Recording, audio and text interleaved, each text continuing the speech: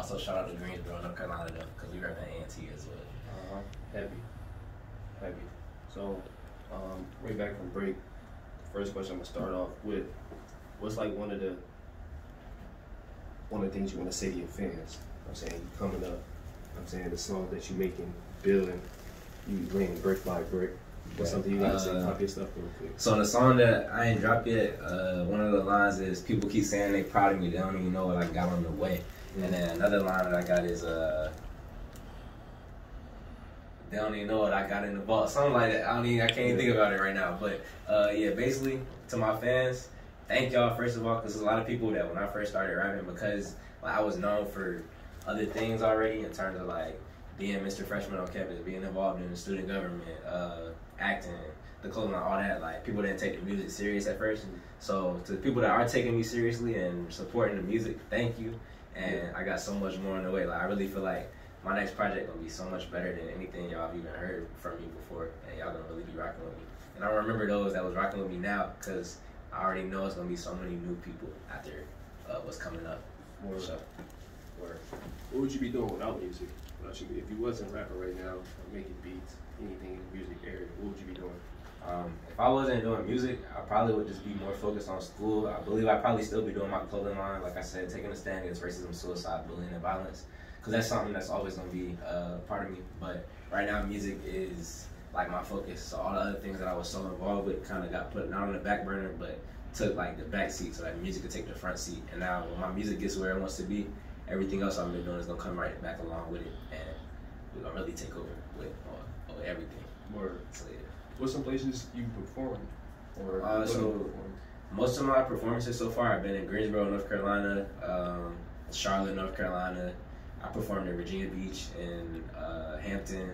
So a few places in Virginia, a few places in North Carolina, and that's it. But I'm hoping to perform. I'll be performing tomorrow here in Atlanta, actually, and I'm hoping to hit some more spots on the East Coast, like New York, some of the northern states, and eventually make it out to the West Coast as well, and rock something out in Cali for sure. Is there any specific clubs that you're looking to perform at? I wouldn't say there's necessarily some specific clubs, but just those areas. I know which areas I want to hit, and I'm ready to network with the people that are going to be able to make that happen. Word. How impactful do you think that the internet is, or the role that it plays in the music industry? I think it's the biggest, but that's positive and negative, because I think some people, because they realize how big the internet is, they making a song just trying to make it go viral, which I mean, I guess that's okay, because if it does, you're going to get your bread from it, but that's not like the authentic, like not even making music that's true to themselves or what they even would be rocking or listening to themselves if it wasn't for the fact that they wanted it to go viral. So I think that's the negative of it, but the internet is definitely powerful, and it can be used to your advantage, especially when you do have authentic things, because you can connect with people that you would never be able to connect with in other ways that are on the same vibe and wavelength as you. And the internet can help connect y'all in an authentic way, not just on a clout chasing or trying to go viral way. Word. How much are you incorporating like YouTube into the music that you're putting out?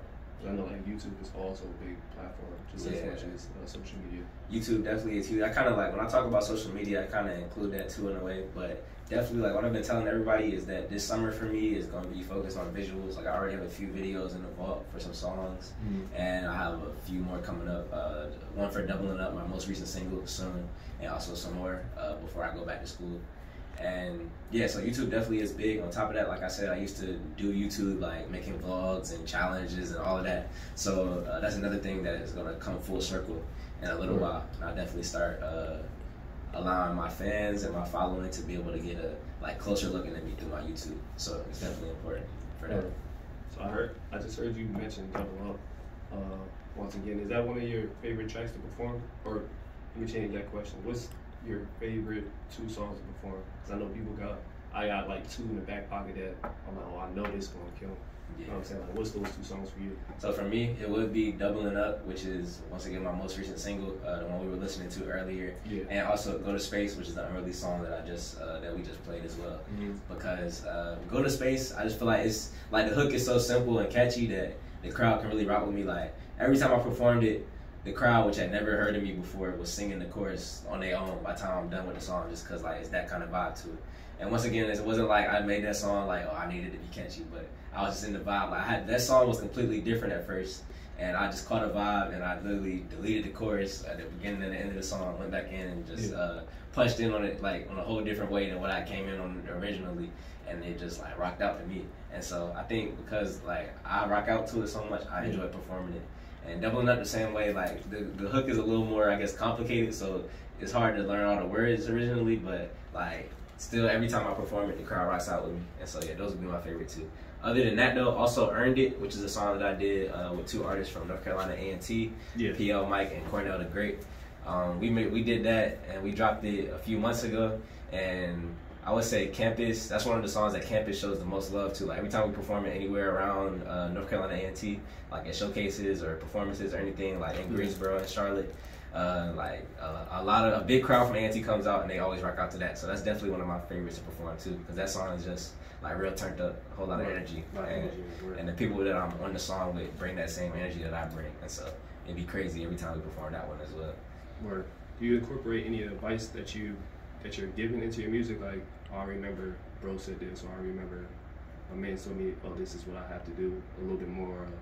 Like for sure. I think I wouldn't say there's necessarily one specific piece of advice, but like my creative process is pretty simple. Like most of the time it's just me, like my producer and just me. But when I do bring some of my closest friends around to listen to things and get their input. And so yeah, of course, like when they give advice, I definitely keep it in my mind. Like one of my homies, Sheridan, like he rocks with what I do. Of course, like he know all my words, but he's more into like Detroit music or like harder rap and stuff like that. So he's always telling me, you know, like be versatile or incorporate some of this into that. And so like even if I'm not going to switch up my whole flow or switch up my whole style, I definitely think about things like that people tell me and allow me to not be able to just stay in my lane, but incorporate like you said, with the advice from other people as well, for sure. So yeah. How important is feedback to you? Feedback is huge, but at the same time, it has to be from the right people, because some people will give you an elaborate example of what they feel like just so they could talk, but other people at the same time are really genuine. So I think it's just a matter of knowing which people are genuine and knowing which people are knowledgeable about what y'all are talking about and getting feedback from those people. And it's always important to get that, because you're making music not just for yourself, but for people to be able to connect with it and vibe out to it. So you need to know how people feel with any track you make. Or what's one thing that you would change about the industry if you could put your hands on and like, no more of this, we cutting this out? Like, what would be those things for you?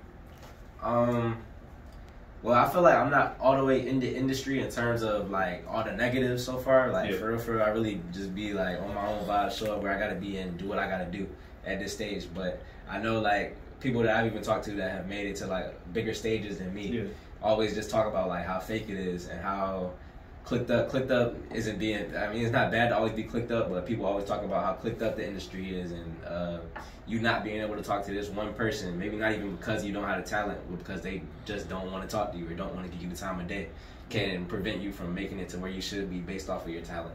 So definitely that, I guess, like the barriers that people try to create, which I feel like aren't always necessary, that's probably something I would change. But I can't speak exactly firsthand on that because I feel like I'm not all the way engulfed into it yet, but I'm on the way for sure. 100%. Lastly, what's next for you? What's next for your city? What's the next project you're putting out?